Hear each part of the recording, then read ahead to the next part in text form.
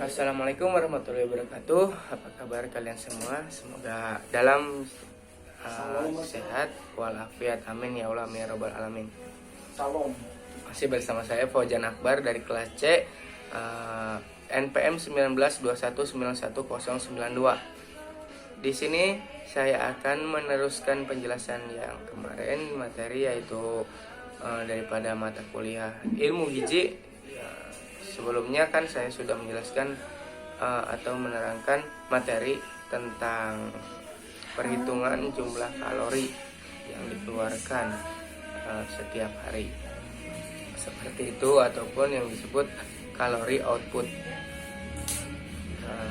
per hari.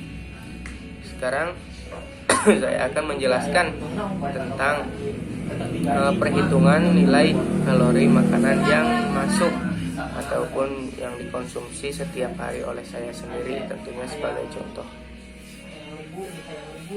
Di dalam perhitungan kalori makanan itu juga kita akan mengetahui keseimbangan gizi, keseimbangan ataupun keseimbangan energi. Di sini ditentukan oleh kalori output sama dengan kalori input, ataupun bisa disebut juga kalori yang dikeluarkan harus sama dengan kalori yang masuk. Maka jika seperti itu, berarti dapat dikatakan keseimbangan energinya cukup bagus ataupun normal. Dari mana sih kalori output? Nah, kalori output itu adalah kalori yang dikeluarkan dari tubuh kita, bisa dalam berupa keringat, bisa juga dari aktivitas fisik, dan juga aktivitas sehari-hari kita. Hal tersebut dapat mengeluarkan kalori. Kemudian kalori inputnya dari apa? Kalori inputnya itu dari makanan yang kita konsumsi sehari-hari, yang masuk ke dalam tubuh kita. Seperti itu. Setiap makanan tentu juga dapat menghasilkan kalori ataupun mempunyai kandungan kalori. Ya, seperti itu.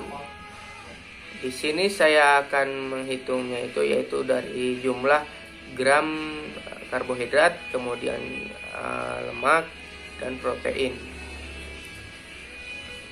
Harus diingatkan pula bahwa setiap gram dari karbohidrat, protein dan lemak itu mempunyai kadar jumlah kalori yang berbeda, di mana 1 gram karbohidrat itu mengandung 4 kalori, kemudian 1 gram protein mengandung 4 kalori, dan 1 gram lemak mengandung 9 kalori.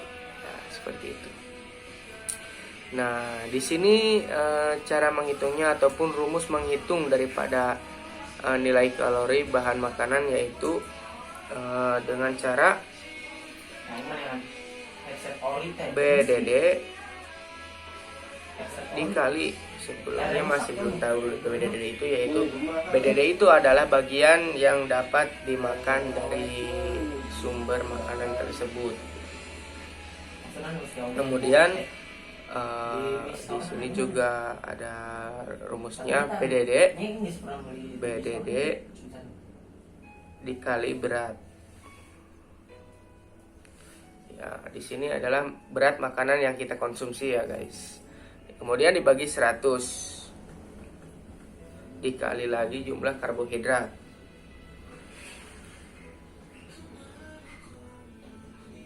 Ya, berarti jumlah karbohidratnya tergantung jumlah kalori yang akan kita hitung, sumbernya dari karbohidrat, kemudian dari lemak ataupun dari protein, itu menyesuaikan guys. Dikali lagi nilai kalori setiap gram ataupun per gram dari jumlah misalkan jumlah bagian yang kita hitung kalorinya. Misalkan BDD dikali misalkan berat nasi putihnya 100 gram ya, berarti 100 per 100 dikali lagi jumlah karbohidrat. Jumlah karbohidrat dari nasi 100 gram itu berapa?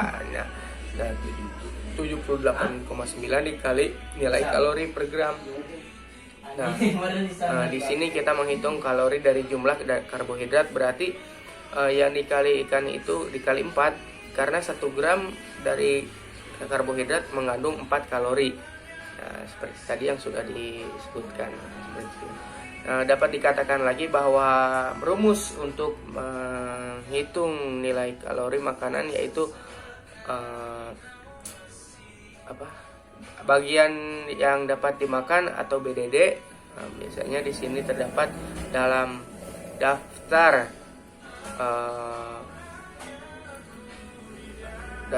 komposisi bahan makanan, yaitu ada tabel. Di tabel tersebut tercantum BDD-nya. Kemudian kita ulangi rumusnya yang tadi, yaitu BDD dikali berat bahan makanan dibagi 100, kemudian dikali jumlah kalori. Jumlah kalori, guys. Jumlah karbohidrat, jumlah protein dan jumlah lemak.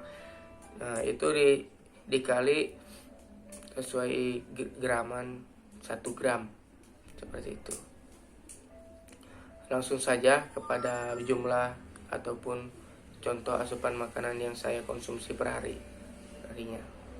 Di sini saya akan menyebutkan asupan makanan saya per hari.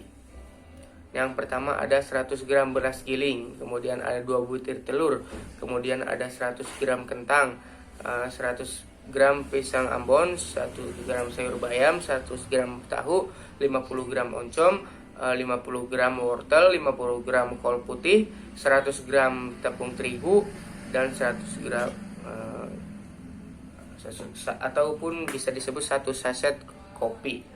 Kenapa saya di sini menyantumkan wortel dan terigu? Biasanya setiap pagi saya suka makan gorengan ataupun disebut bala-bala pia-pia tersebutlah. Situ juga kan mengandung wortel, kol dan campuran terigu. Bisa dikatakan ini cuman bahan makanan pokoknya, karena banyak yang saya makan tidak masukkan karena banyak makanan yang saya makan. Contohnya gula, merica, cabai, dan itu saya tidak masukkan. Langsung saya kita ke perhitungan kalorinya dari tiap bahan makanan. Dari beras 100 gram. Total kalori di sini yaitu 349,1 kalori. Cukup besar kalorinya. Kemudian dari 2 butir telur ada ataupun 100 gram butir telur 155 untuk kalori jumlahnya. Dari 100 gram kentang yaitu 72 kalori, dan 100 gram pisang ambon yaitu 91,5 kalori. Dari 100 gram bayam ataupun 1 mangkok yaitu jumlah kalorinya 68 kalori. Dari 100 gram tahu atau 2 potong tahu yaitu 79 kalori. Dari 50 gram oncom ataupun 2 potong oncom dari jumlah kalorinya 98,2 kalori. Dari 50 gram wortel mengandung 9,728 kalori. Dari 50 gram kol yaitu 5,44 kalori. Dari 100 gram terigu 366 kalori. Jumlah dari kalori tepung terigu lebih besar daripada 100 gram beras giling. Perbandingannya cukup, tidak terlalu jauh, tipis perbandingannya di sini. Dan juga di sini 1 gelas kopi dan gula atau 1 saset kopi. Di sini kan saya menggunakan kopi 1 sasetan. Di dalam 1 sasetan tersebut sudah ada takaran gizi. Di dalam kemasan tersebut sudah tercantum mengandung 100 kalori. Jadi jumlah kalori yang saya makan dari sumber bahan makanan tersebut ataupun dari sumber bahan makanan berjumlah 1345 kalori. Jumlah kalori di sini tentu bukan jumlah total aslinya, nah, dimana banyak sekali bahan-bahan makanan yang belum saya cantumkan atau dimasukkan ke sini. Ya, dikarenakan mungkin keterbatasan waktu untuk mencapaikannya juga ya.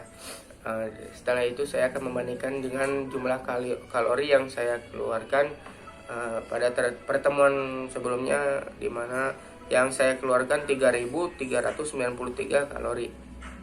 Ini perbandingannya cukup jauh. Yang kalori yang saya keluarkan di sini saya belum bisa menyimpulkan apakah saya energinya tersebut bagus atau tidak.